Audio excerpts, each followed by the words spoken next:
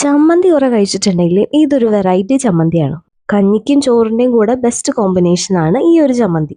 അപ്പൊ ഇതുണ്ടെങ്കിൽ എന്തായാലും ട്രൈ ചെയ്ത് നോക്കാം. ഇതിന്റെ അടിയിലാണ് നമ്മൾ പറഞ്ഞ ഐറ്റം. മാങ്ങാഞ്ചി എന്നാണ് ഇവിടെയൊക്കെ പറയുന്നത്. ഇഞ്ചിയുടെ ഷേപ്പ് ആണെങ്കിലും കുറച്ച് വ്യത്യാസമുണ്ട്. ഇതിനാണെങ്കിൽ മാങ്ങയുടെ ഒരു ഫ്ലേവറും കൂടെ ഉണ്ട്. അതുകൊണ്ട് മാങ്ങാഞ്ചി എന്നാണ് ഞങ്ങൾ എല്ലാവരും പറയുന്നത്. വീടിന് ചുറ്റും സ്ഥലമൊക്കെ ഉള്ളവരാണെങ്കിൽ ഒന്ന് തപ്പി നോക്കുക, ചിലപ്പോൾ അവിടെ ഉണ്ടാവും. നമ്മൾ നട്ടു കൊടുക്കൊന്നും വേണ്ട, തന്നെ അങ്ങ് ഉണ്ടായിക്കോളും. പിന്നെ ഇത് കുറച്ച് മതി നമുക്ക് ചമ്മന്തി ഉണ്ടാക്കാൻ. അപ്പോൾ ആവശ്യത്തിന് പറിച്ചിട്ടുണ്ട്. പിന്നെ കുറച്ച് തേങ്ങ ചിരകി എടുക്കുന്നുണ്ട്. മാങ്ങാഞ്ചി കുറച്ചെടുത്ത് അതിലുള്ള മണ്ണും പൊടിയൊക്കെ കളഞ്ഞ് നന്നായിട്ട് ക്ലീൻ ചെയ്ത് എടുത്തിട്ടുണ്ട്. ഇനി അത് ചമ്മന്തി ആക്കാൻ വേണ്ടിയിട്ടുള്ള ഇൻഗ്രീഡിയൻസ് എന്തൊക്കെയാണെന്ന് നോക്കാം. ഇതിൻ്റെ കൂടെ ഒരു ചെറിയ കഷ്ണം ഇഞ്ചി എടുക്കണം.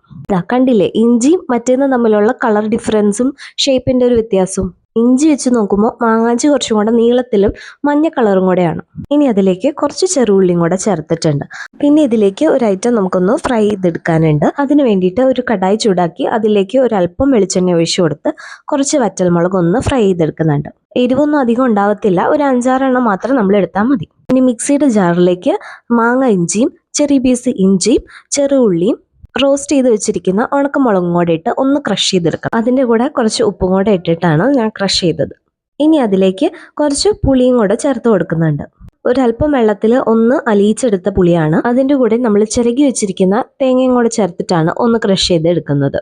ഇതിലേക്ക് ഒരല്പം വെള്ളം മാത്രം ചേർത്ത് കൊടുത്താൽ മതി. നിങ്ങൾക്ക് ഇഷ്ടമുള്ള കൺസിസ്റ്റൻസിയിൽ എടുക്കാം കേട്ടോ. അപ്പോൾ ചമ്മന്തി പോലെ ഉരുട്ടി എടുക്കണമെങ്കിൽ അല്പം മാത്രം വെള്ളം ഒഴിച്ച് ഒന്ന് ക്രഷ് ചെയ്തെടുക്കുക. ഈ മാങ്ങാഞ്ചിക്കും ഒരല്പം നീരുണ്ട്, അതുകൊണ്ട് അത് ഇറങ്ങിക്കോളും.